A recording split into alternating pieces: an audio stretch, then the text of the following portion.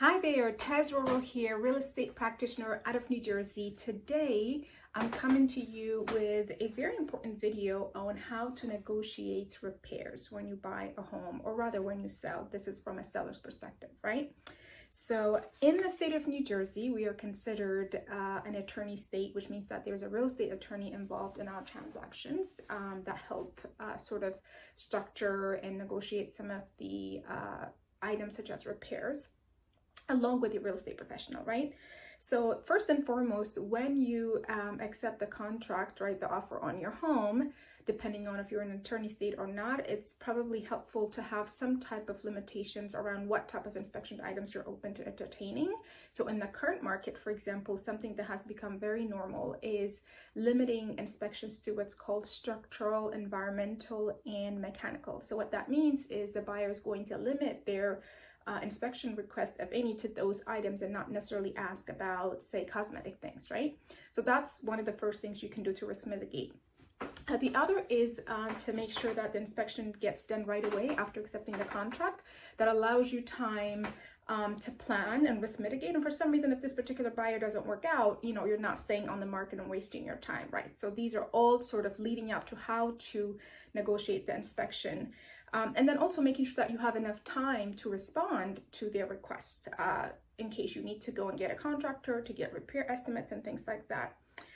When the request does come, my recommendation is to make sure that it filters through the things that you agreed to consider. So for example, if the buyer said that I'm going to limit inspection items to structural, environmental, mechanical, sometimes the buyers may get excited or may, forget what they agreed to and may ask for things outside of those items. So just make sure that it fits within that. And then, you have an option of how you want to actually respond. What I mean by that is, there's likely going to be a list of things that the buyer will ask. Look through them and see what makes sense for you to respond. And so, being fair is always good, right? Positive vibes go a long way in real estate transactions. As much as it is a financial decision, it's also an emotional one.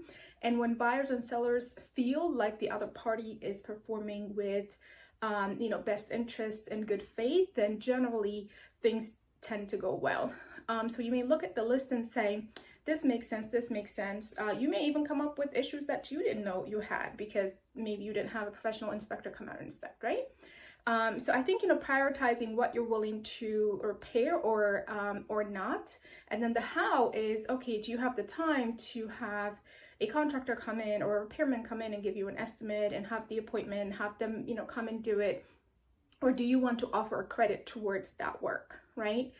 So these are all strategies that you want to consider. And if you agree to take on certain projects to repair, then you want to make sure that you can do that before closing, right? So depending on what your offer contract says of when the closing is, make sure that you have enough time to deliver those repairs, because there will be a final walkthrough by the buyer to make sure that those items have been satisfied.